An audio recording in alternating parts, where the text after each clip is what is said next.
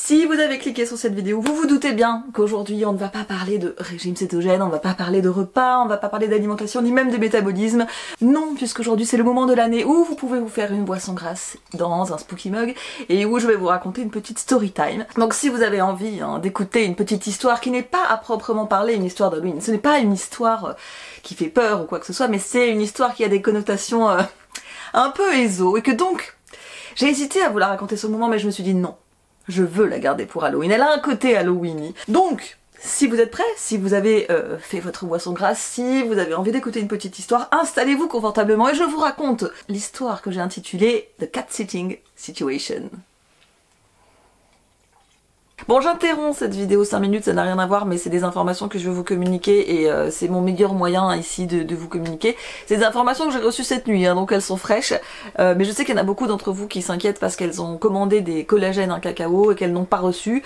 Et donc moi j'avais contacté Vincent en direct. En fait, il m'a expliqué que voilà, il avait complètement changé d'équipe, donc c'est toutes des nouvelles personnes, ils ont déménagé, c'est un peu la panade.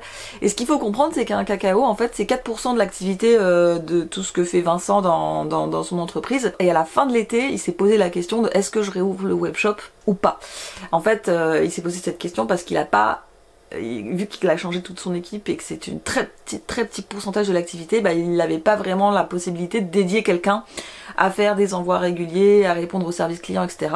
Mais en même temps, il avait envie quand même que les personnes qui ont besoin du collagène puissent l'acheter, donc il a laissé le webshop ouvert mais sans trop en faire promotion pour pas qu'il y ait trop de commandes.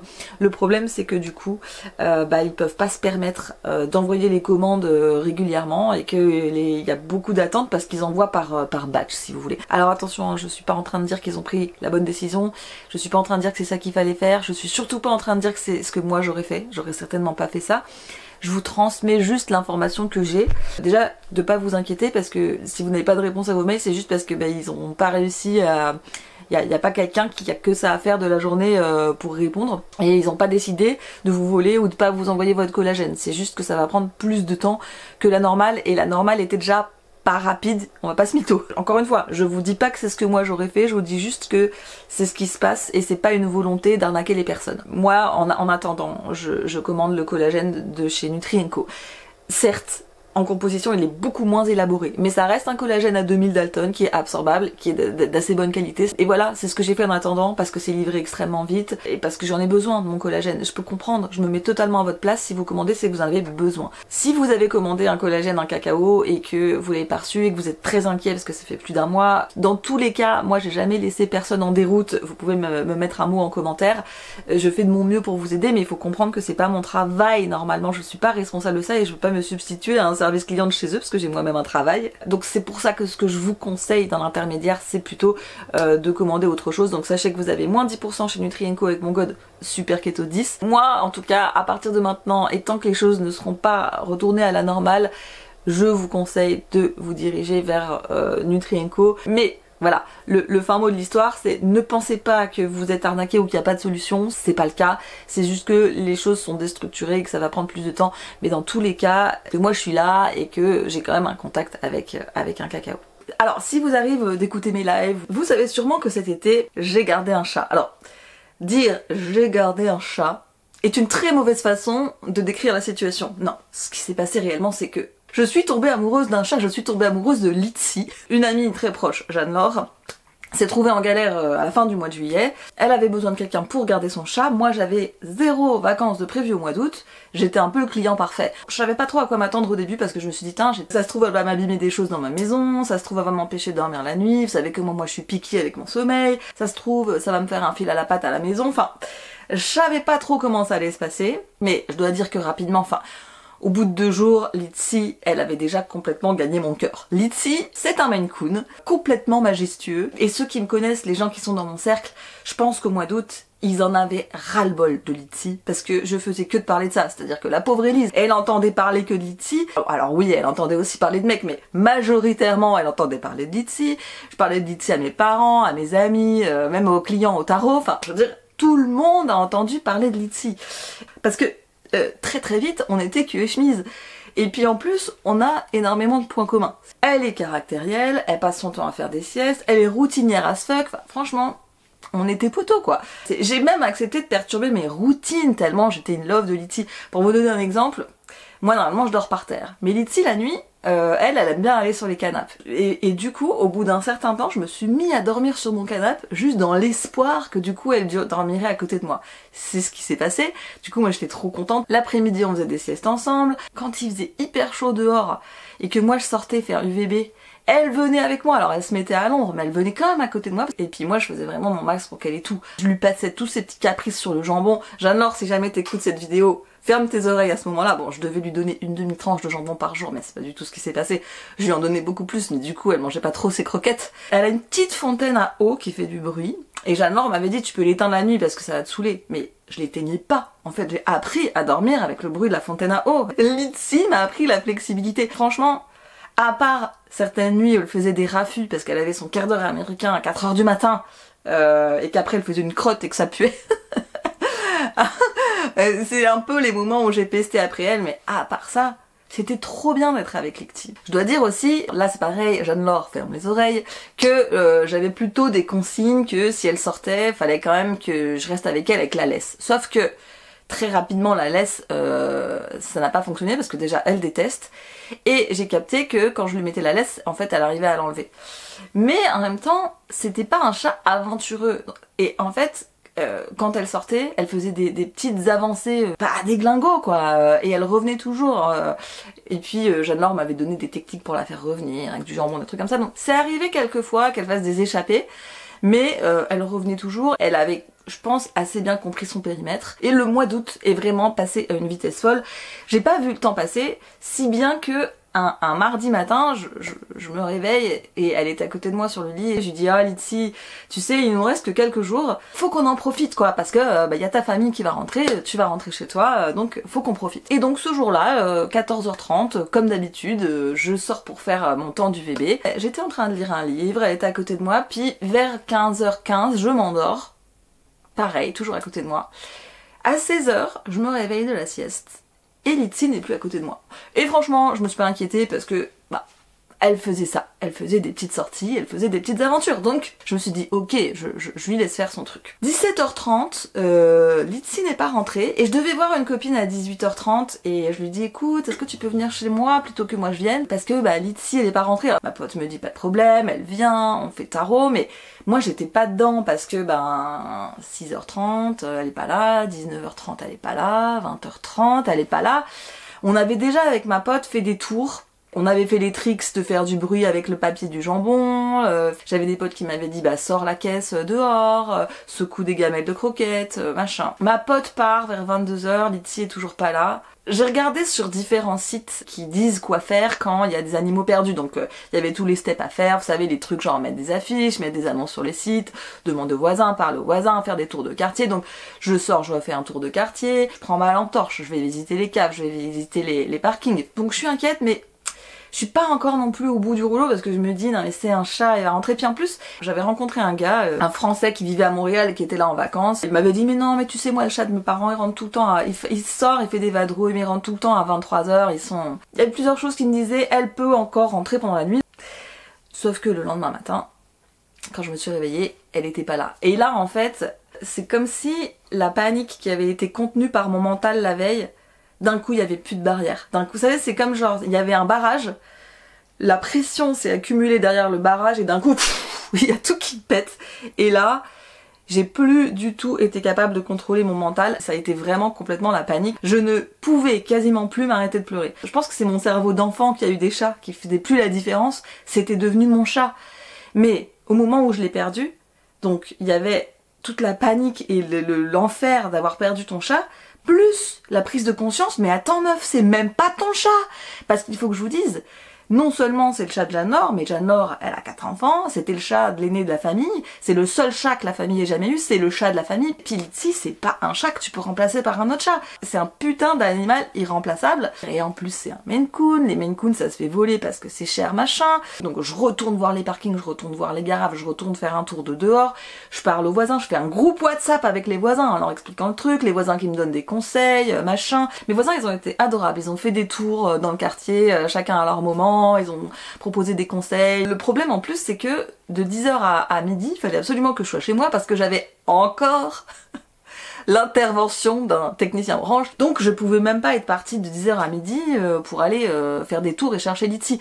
Heureusement, le gars que j'avais rencontré la veille, il me dit ah bah si tu veux, moi je suis en vélo, je peux faire des tours. Donc vraiment le mec adorable qui propose de quadriller un petit peu le quartier pour regarder pendant que moi j'étais coincée chez moi. Mais en fait moi à ce moment-là, la panique était devenue incontrôlable. Je ne pouvais plus m'interrompre de pleurer. Enfin, je m'interrompais de pleurer que pour parler quand j'avais des urgences de parler, genre envoyer un message à Élise, envoyer un message à Jeanne-Laure pour lui expliquer la situation. 2 heures se passent, le technicien d'Orange n'est toujours pas là. Je propose au gars qui avait cherché Litsi de venir prendre un thé chez moi, parce que déjà premièrement pour le remercier de l'avoir cherché, deuxièmement parce que moi j'avais vraiment besoin de quelqu'un avec moi en fait. C'était assez bizarre l'atmosphère de cette journée. Je sais pas si c'est cette journée qui a provoqué ça ou si ce mec il avait vraiment quelque chose, mais genre je me suis sentie très vite très proche de lui. C'était hyper bizarre d'être en train de parler, de se raconter on s'est raconté des trucs ultra intimes alors qu'on se connaît pas. 1 heure après l'heure attendue, le technicien Orange arrive chez moi. Encore un moment éso qui se passe parce que en fait ceux qui le connaissent le savent déjà et aussi ceux qui regardent les lives peut-être, mais j'avais raconté que dans le passé, j'avais eu une aventure avec un des techniciens d'Orange qui était venu réparer la fibre chez moi. On avait un peu, voilà, rigolé pendant le live sur le fait que les techniciens, c'était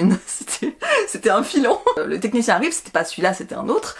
Et au moment où il arrive, en fait, moi j'étais pas du tout en capacité de répondre à ces questions de manière cohérente. Je mettais 3 plombes à répondre, je faisais... Enfin bon bref, je pense qu'il a dû se dire mais celle-là elle est sous drogue. Et en plus il y avait le gars de Montréal à qui j'étais censée faire le thé, mais j'arrivais même pas à faire le thé. Et là, je reçois un message du premier technicien Orange, celui avec qui j'avais machin, qui me dit en gros bon, le technicien qui est chez toi, c'est un pote à moi, donc il m'a pas dit les choses de manière directe, mais dans son message il y avait le lourd sous-entendu de c'est un pote à moi, donc en gros pas de dérapage avec lui. Et bon, le technicien est parti et comme la journée était ésotérique, voilà, il y a eu quelques petits dérapages avec l'homme de Montréal qui est ensuite reparti outre-Atlantique. Et bon, une fois qu'il est parti, que la porte était fermée, je me suis dit bon maintenant Litsi n'est toujours pas là, on est encore dans la demeure, j'ai eu un petit moment d'euphorie physique mais c'est en train de retomber et là en fait j'ai juste envie de repleurer.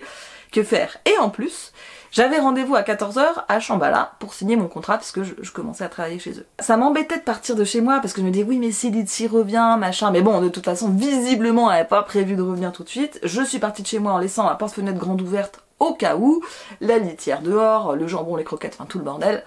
Et je me rends à Shambhala et puis en route, je me dis mais attends, à Shambhala il y a Marianne et Marianne, en plus de travailler à la boutique, elle fait de la communication animale. Donc je me dis, je sais pas si on peut faire de la communication animale avec un animal qui n'est pas le sien, mais on va tenter le tout pour le tout, je n'ai rien d'autre de toute façon. J'ai pas d'imprimante chez moi, j'avais pas de quoi faire des affiches, vous savez les affiches qu'on colle dans la rue, et honnêtement, je n'avais aucun espoir pour ces putains d'affiches, parce que quand je faisais mes tours pour la chercher, j'en ai vu plein, il y avait plein de gens qui avaient perdu leur chat pendant l'été, des gros, des mecs, des petits, de toutes les couleurs, il y avait plein d'affiches, et visiblement ça n'avait aidé personne à retrouver des chats, donc moi j'étais pas du tout là-dedans. Je me disais non. Il me faut un truc another level. Et donc, j'arrive chez Shambhala, par chance je trouve Marianne, je lui demande si on peut faire une communication animale. Elle me dit, bah c'est vrai que normalement, la communication animale c'est plus quand c'est le maître qui le demande pour son animal, mais je veux bien essayer. Donc elle avait besoin d'avoir une photo de l'animal où on voit bien ses yeux, son âge, alors là je l'avais pas, le nom du maître, un certain nombre d'informations comme ça.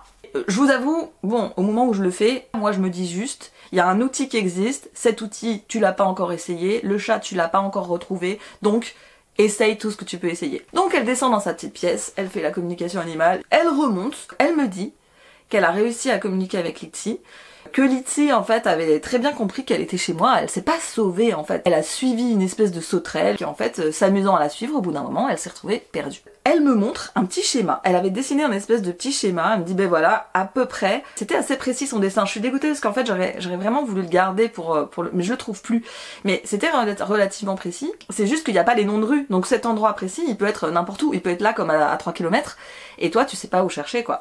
Mais elle avait eu d'autres informations donc. Lors de la communication animale, je sais pas comment ça se passe parce que j'étais pas là, mais elle a certainement demandé à Litsi où elle était et qu'est-ce qu'elle pouvait donner comme information, et donc elle m'a dit elle est près d'un endroit où il doit y avoir des poubelles ou des détritus, quelque chose comme ça. Elle est cachée dans une espèce de petite allée qui est certainement étroite et sombre, et elle sent sous ses pattes des vibrations, donc tu dois pas être loin d'un endroit où il y a des travaux, un chantier ou un truc où il y a des gens qui font des trucs avec des machines, ça vibre en dessous ses pattes.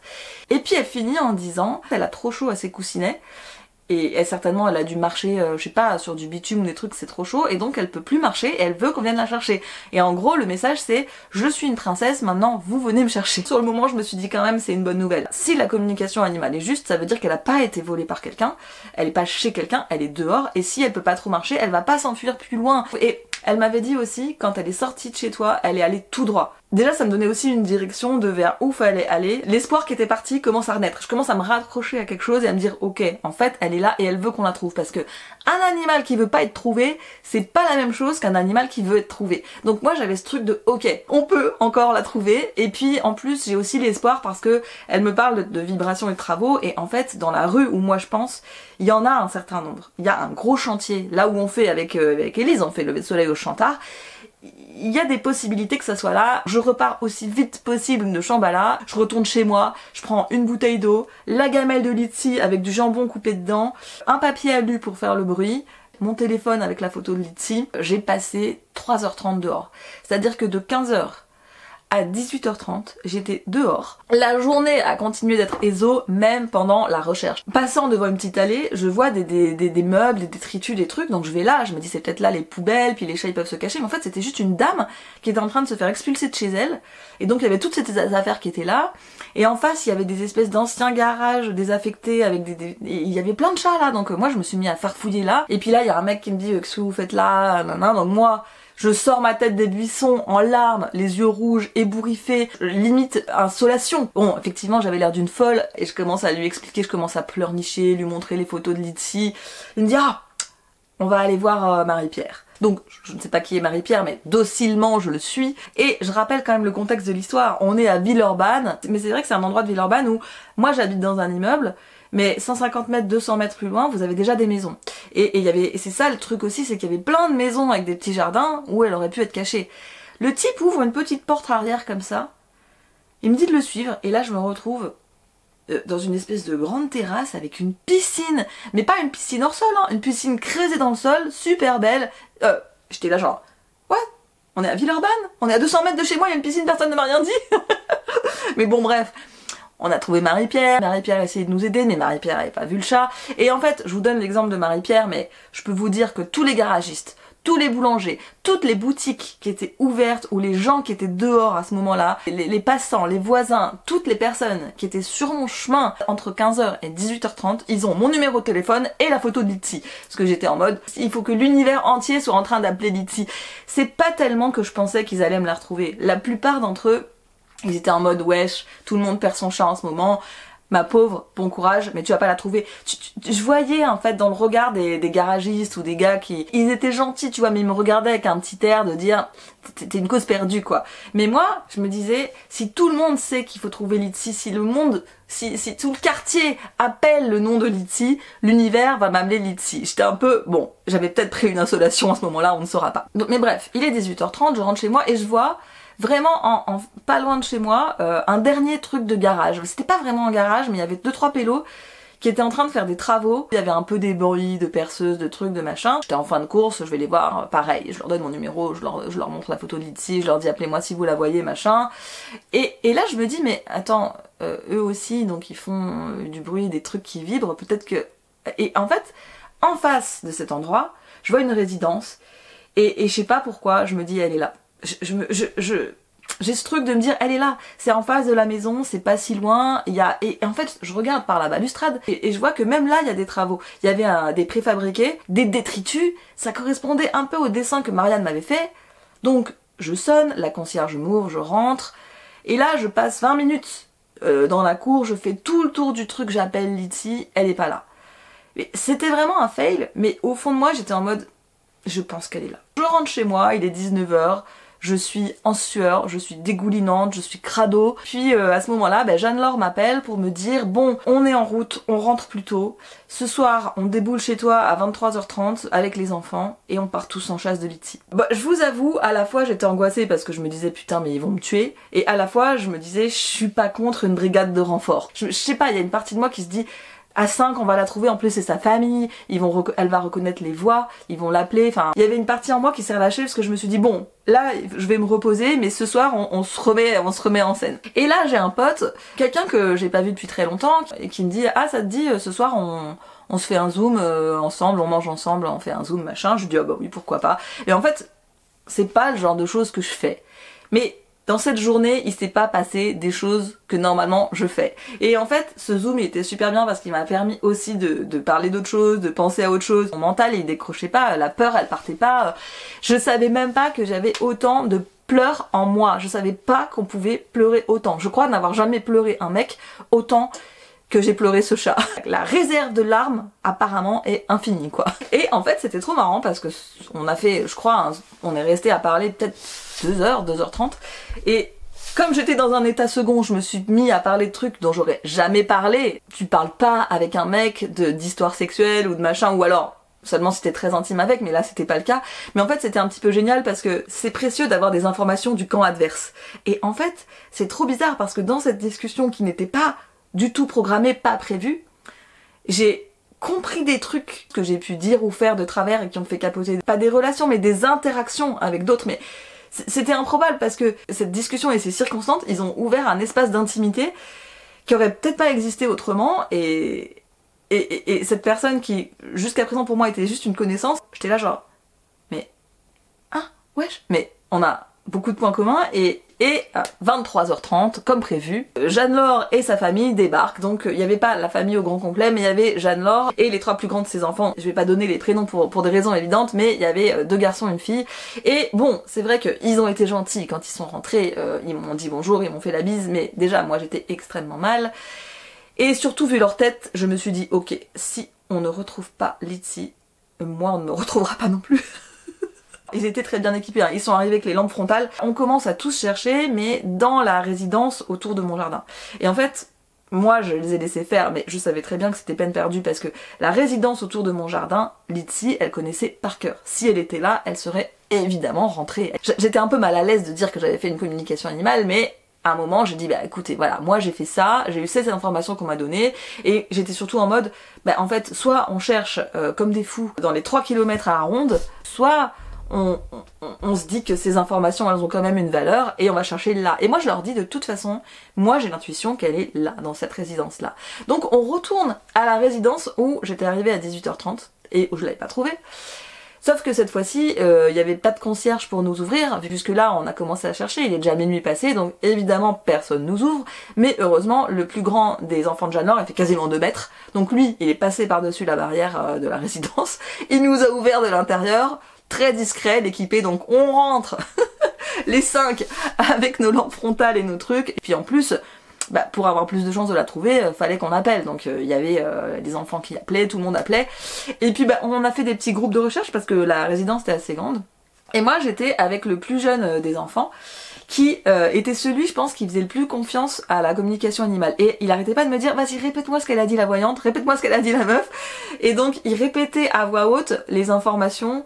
Donc, elle est près d'un tas de détritus, machin, nanana, et il répétait les trucs à voix haute, et puis il marchait comme ça. Puis de temps en temps, il s'arrêtait en disant, vas-y, s'il te plaît, litsi, reviens. Et on était là-dedans, quand tout d'un coup, il pousse un cri et il la voit. On l'avait pas encore attrapé, mais le fait qu'il la voit, en fait, je sais pas, il y a un truc là, à l'intérieur de moi qui a complètement explosé hormonalement. J'ai eu un espèce de high hormonal complètement fou. En fait, j'étais en mode, si jamais tu crois pas, si jamais tu crois en rien dans l'univers, t'es obligé de croire en quelque chose. T'es obligé de croire que t'es pas tout seul, qu'il y a l'univers qui tire ses ficelles pour moi. J'en aurais pleuré. J'ai pas pleuré parce que j'avais trop pleuré dans la journée, mais rien que là, en vous le racontant, ça me remonte l'émotion du moment, je le sens. Je sens ce truc que j'ai eu là, de There's a God, and he's on my side. Alors, on a un peu galéré à l'attraper, mais on a fini quand même par l'avoir, et quand le plus grand donc des enfants l'a prise, on a vu que ces coussinets, ils en avaient qui étaient coupés. Et je pense que du coup, ça fait assez bien écho à ce que Marianne, dans la communication animale, avait dit. Elle avait dit genre, elle a trop chaud à ses coussinets, mais en fait, la sensation de chaleur, ça fait peut-être juste référence à l'inflammation du fait qu'ils étaient coupés et qu'elle pouvait pas marcher. Mais en tout cas, ce qui est très très frappant, c'est que c'est vraiment dommage que j'ai pas le petit plan qu'elle m'avait dessiné, mais le plan qu'elle a dessiné, ça correspond exactement à comment la résidence est foutue et au fait que il y avait les préfabriqués. Là, on l'a retrouvé à la fin, c'était vraiment entre un mur et un grillage, donc vraiment un truc étroit et sombre. Et je pense que c'est là qu'elle s'est mise aussi dans la journée pour être à l'ombre. Bon, il y avait d'autres endroits pour être à l'ombre, mais moi j'étais pas allée voir à cet endroit-là, et je pense qu'elle était là parce que tous les autres endroits je les ai faits. Donc il y avait les détritus, il y avait le truc étroit, et puis il y avait en face de cette résidence le fameux garage où ça faisait des vibrations, des trucs. Donc vraiment en fait la communication animale de Marianne, elle était d'une précision incroyable et elle nous a sauvés. Et même les gosses, ils étaient en mode putain, on n'y croyait pas du tout, mais en fait elle est trop forte la fille.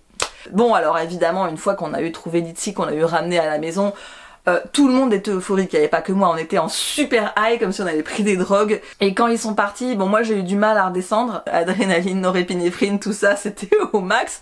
L'excitation du truc est restée élevée assez longtemps jusqu'au moment où je me suis écroulée sur le lit. Ma perception du temps dans cette journée-là s'est complètement éclatée. Dans ma perception des choses, il y avait juste des scènes, des moments en fait, comme si c'était des slides en fait, qui étaient toutes empilées les unes sur les autres et que j'ai vécu avec la même intensité toute la journée. J'étais en même temps dans l'émotion hyper intense d'avoir perdu Litsi et peur de pas la retrouver, en même temps dans le truc de tiens, je fais que de rencontrer des gens qui sont pas ceux que je rencontre d'habitude et les interactions sont bizarres, il y a des espaces d'intimité qui ne sont pas ouverts normalement et qui là sont ouverts, donc c'est comme s'il y avait une espèce de déchirure dans mon réel, comme si en fait cette journée avec son intensité émotionnelle, elle avait éclaté et le temps et les repères et le monde tel qu'il est construit pour moi, et du coup c'était déconstruit. En fait, à la fin du compte, je me suis dit, ok, est-ce que si c'était à refaire, tu voudrais le revivre? Je suis pas vraiment sûre. C'est difficile de répondre à ça, parce qu'à la fois, c'était horrible, mais à la fois, il y a eu des trucs hyper high aussi, enfin des situations avec des gens, des situations avec des mecs, le fait de retrouver Litsi, le fait de la rendre à sa famille, le fait de se dire que en fait non, t'es pas seule, t'es soutenue en fait et par des gens autour de toi et par des choses dans l'univers. En fait, je crois que si, je pourrais la revivre cette journée, mais j'en veux pas tous les jours non plus. Le lendemain, les jours qui ont suivi, même les semaines qui ont suivi, c'était super dur. Moi, le fait que Litsi soit partie aussi vite, j'étais pas prête. Comme je lui disais le matin même, on a plus que quelques jours ensemble. Et là, en fait, on avait plus que quelques heures ensemble. Je le savais pas, mais on avait plus que quelques heures ensemble. Ça a été hyper dur le après. Et alors, les gens autour de moi m'ont dit, mais tu devrais prendre un chat. Et moi, j'étais en mode, mais non, je veux pas prendre un chat. Je veux Litsi. J'ai adoré ma love story avec Litsi. Je voudrais vraiment remercier Jeanne-Laure et sa famille, tout le monde de la famille, de m'avoir fait confiance parce que vous m'avez offert un trop beau cadeau avec le mois avec Litsi. Et en fait, là quand j'en parle, mais j'ai plein d'émotions qui sont en train de revenir, genre j'ai limite envie de pleurer, mais le fait qu'il y ait eu ce truc là, ça a scellé la légende. Pour clôturer cette aventure que je vous remercie d'avoir écouté en entier, je voulais vraiment dire un immense merci à Jeanne-Laure et à ses enfants et à tout le monde de m'avoir fait confiance avec le chat, même si je suis une irresponsable, et de m'avoir offert cet incroyable cadeau du mois d'août avec Litsi.